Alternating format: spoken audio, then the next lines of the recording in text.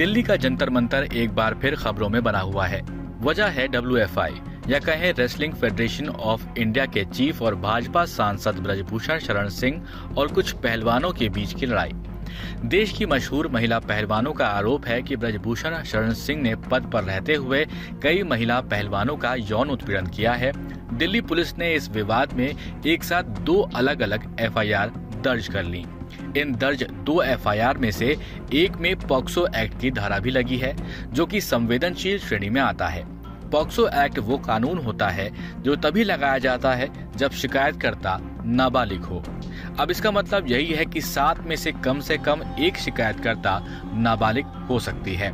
अब अगर ब्रजभूषण शरण सिंह को पॉक्सो एक्ट में न्यायालय की तरफ से दोषी पाया जाता है तो क्या होगा, उनको कितनी सजा होगी, क्या प्रावधान होते हैं, वो समझते हैं। पॉक्सो एक्ट, जिसको अंग्रेजी में कहते हैं protection of children against sexual offence, ये एक्ट यौन अपराधों के खिलाफ बच्चों की सुरक्षा के लिए बनाया गया है।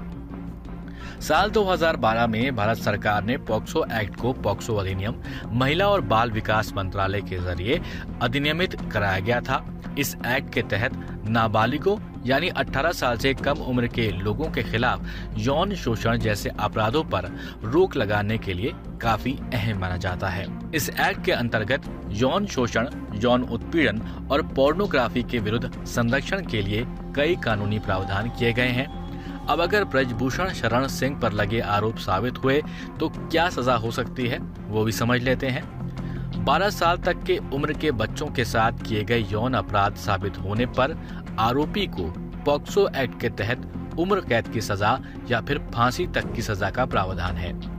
12 साल से ज्यादा यानी 16 से 18 साल तक की उम्र के पीड़ित बच्चों के प्रति आरोप सिद्ध होने पर मुजरिम को कम से कम 10 साल और अधिकतम 20 साल की सजा का प्रावधान है। साल 2012 में पारित इस सख्त अधिनियम में बाद में कई सुधार भी किए गए थे, जिनके मुताबिक पहले जहां इस एक्ट में सिर्फ नाबालिग लड़कियों को ही पीड़ित की श्रेणी में रखा गया था, वहीं एक्ट में बदलाव के बाद नाबालिग लड़कों को भी शिकायत करने का हक दिया गया है। इस एक्ट में यह भी शामिल किया गया है कि अगर 18 साल से कम उम्र की लड़की का विवाह होने पर भी अगर उसके साथ जबरदस्ती शारीरिक संबंध बनाने की कोशिश की जाएगी तो उसमें भी मुकदमा पॉक्सो एक्ट के तहत दर्ज किया जाएगा।